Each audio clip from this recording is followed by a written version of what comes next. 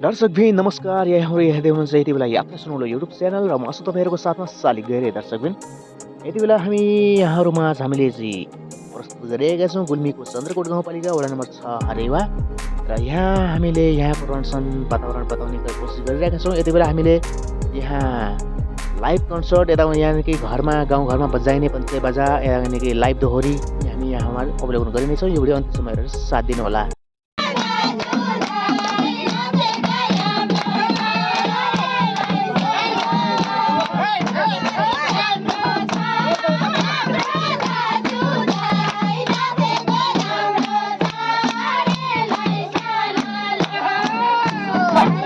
दर्शक यति बेला पनि एकदमै रमाइलो भइरहेको छ। यहाँ सबैजना आफ्नो तरिकाले आफ्नो गाउँघरमा चल्ने रहन सहन संस्कृति झल्किने खालको गाना गाइरहनु भएको छ। सबैजना नाच्नमा बिजी हुनुहुन्छ, एकदमै रमाइलो भएको छ। यो भिडियो अन्तिमसम्म हेरेर साथ दिनुहोला र कहाँदेखि हेर्नुहुन्छ कमेन्ट भने अवश्य गर्नुहोला र हाम्रो भिडियोलाई सक्दो सेयर भने अवश्य गर्नुहोला र यात्रा युट्युब च्यानललाई सक्दो सब्सक्राइब र फलो भने अवश्य गर्नुहोला।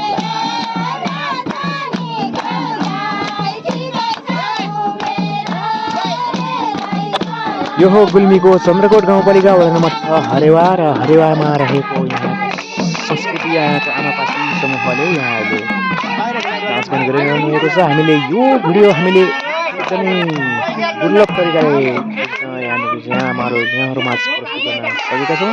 हामी यस्तै गाउँघरमा चल्ने चलन चल्ती र रहन सहन हामी यहाँहरूलाई युट्युब च्यानल मार्फत हामीले देखाउने नै छौँ। हाम्रो यात्राको क्रम जारी नै छ, त्यसैले हाम्रो भिडियो अन्तिम समयमा साथ दिनुपर्ने हुन्छ हजुरले।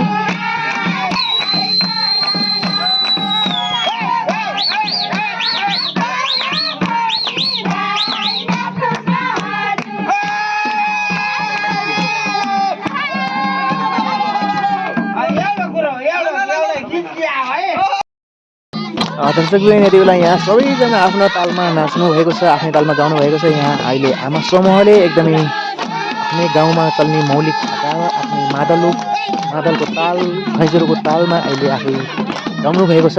यस्तो दृश्य सायद हामीले प्रायः देख्न पाइँदैन, त्यसैले हामीलाई यस्तो अर्ग्यानिक चिज चाहिँ हामीले हेर्नुपर्छ।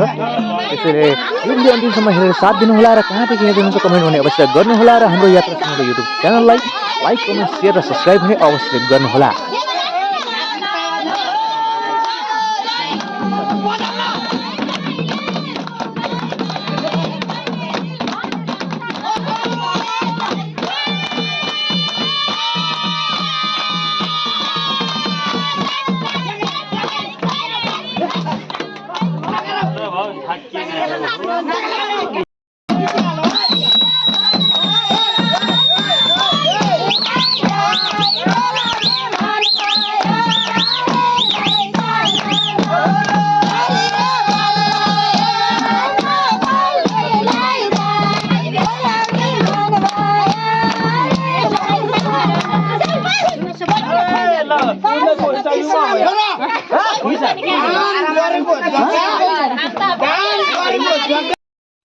दर्शक यति जेलसम्म हाम्रो भिडियो हेरेर यहाँहरूलाई साथ दिनुभयो, यसको लागि यहाँहरूलाई धेरै धेरै धन्यवाद र यस्तै भिडियोको लागि यस्तै कन्टेन्टको लागि हाम्रो च्यानललाई लाइक कमेन्ट सेयर सब्सक्राइब गर्न नभुल्नुहोला भन्दै यहाँहरूकै प्रस्तुत म पनि बिदा हुन्छु र यस्तै भिडियोको लागि हाम्रो च्यानल सँगै जोडिनुहोला भन्दै आजको बसाइबाट म पनि ओझेलिन्छु। नमस्ते।